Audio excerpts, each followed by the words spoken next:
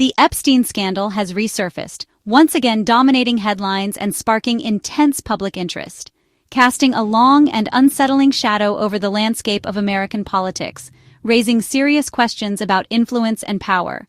The Department of Justice's decision to withhold the full unredacted files only deepens the mystery and fuels further speculation. This veil of secrecy has fueled a multitude of theories and suspicions, leaving many to wonder what exactly is being concealed. The public is demanding answers, seeking clarity and transparency in a case that has far-reaching implications. At the center of this unfolding drama is Donald Trump, whose connection to Epstein has drawn intense scrutiny. He insists there's no smoking gun to be found in the files, dismissing any potential revelations. Trump is framing any potential revelations as nothing more than politically motivated attacks designed to undermine him.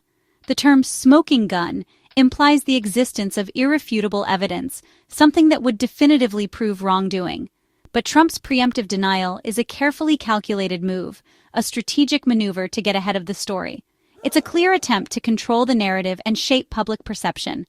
The controversy reignites fundamental questions about the abuse of power, the role of privilege, and the urgent need for accountability in a system that often seems to protect the powerful, with many demanding transparency and a full accounting of what transpired.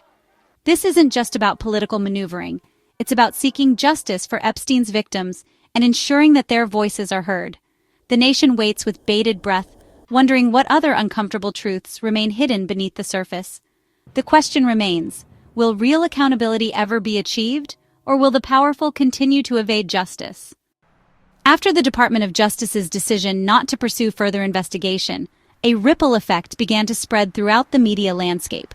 Initially, even some right-wing media outlets, typically staunch supporters of the president, briefly questioned the lack of transparency surrounding the situation. This was a notable departure from their usual stance. It was a moment where they seemed to break, at least momentarily, from their almost unwavering defense of Trump, acknowledging the need for more information. This rare glimpse of dissent, however, proved to be short-lived, a fleeting moment in the ongoing media storm. The shift occurred when the Wall Street Journal, a publication known for its detailed reporting, published a comprehensive report delving into Trump's connections to Jeffrey Epstein. Almost immediately, conservative outlets swiftly pivoted away from any semblance of questioning. They began attacking the Wall Street Journal, branding the report as part of a broader fake news conspiracy designed to undermine Trump. The narrative quickly shifted.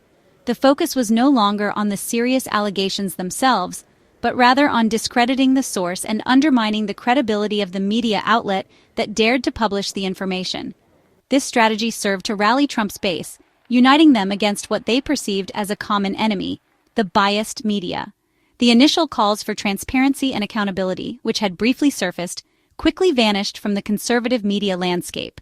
These calls were replaced by a unified and unwavering defense of Trump, echoing the same talking points and dismissing any criticism as politically motivated. The entire episode served as a stark reminder of how easily media polarization can overshadow journalistic principle and objective reporting. Loyalty to Trump, it seemed, could reassert itself almost instantaneously, overriding any initial concerns or reservations. Instead of providing clarity and fostering a more informed public discourse, the Wall Street Journal's report, in the end, only deepened the existing divide within the media. It ultimately reinforced pre-existing narratives and solidified the already entrenched positions within the polarized media environment. For Trump's core supporters, the Epstein files controversy was seen as just another politically motivated attack. Online, they dismissed the Journal's report as recycled smears, sharing counter-narratives and memes that painted Trump as the victim of a deep state plot. This echo chamber insulated the base, turning a damaging story into a rallying cry. Trump didn't need to address specifics. His supporters were already primed to reject any negative coverage. The controversy only strengthened their distrust of mainstream institutions and solidified their loyalty. For this community, the Journal's bombshell became further proof that the world was against their leader. The story, instead of weakening Trump, reinforced the bond between him and his base.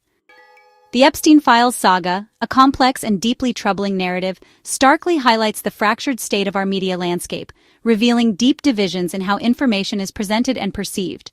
This fragmentation is particularly evident in American media and politics, where facts are often filtered through partisan lenses, shaping public opinion and influencing political discourse.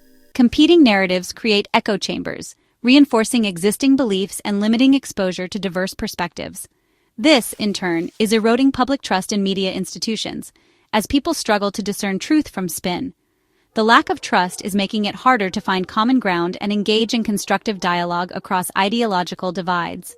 The rapid shift from calls for transparency and accountability to partisan defense and the protection of political allies clearly shows how loyalty often trumps objectivity, further fueling the cycle of distrust.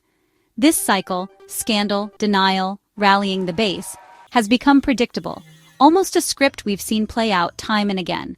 But it ultimately undermines faith in democracy and the media's crucial role in holding power accountable.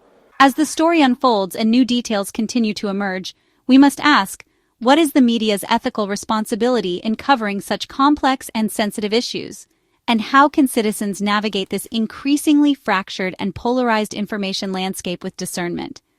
Share your thoughts and insights in the comments below. Your perspective and experiences truly matter in this important discussion. Let's try to make sense of these challenging times together by fostering open and respectful dialogue. Thanks for watching and for actively joining the conversation.